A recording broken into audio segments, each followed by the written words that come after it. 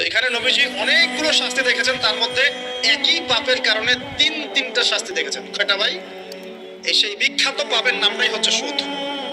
কি নাম সে পাপের? একবার দেখেছেন কিছু লোককে রক্তের নদীতে ফেলে দিয়ে মাথা ফাটিয়ে দেওয়া হচ্ছে। জিজ্ঞাসা করলেন এরা কারা? জিবরাইল আলাইহিস সালাম বলছেন এরা আপনার উম্মতের সেই সব ব্যক্তি যারা সুদ করছিল। রক্তের নদী কেন? কারণ রক্ত চুষে খাইতো তারা মানুষ। মাথা কেন ফাটাই দেওয়া হচ্ছে?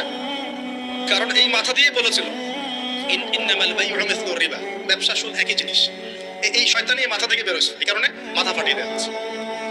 আর একটা শাস্তি দেখেছেন, তারা পাথর খাচ্ছে, পাথর বড় বড় পাথর খাচ্ছে, পিছনের রাস্তা দিয়ে পাথর বের হয়ে যাচ্ছে।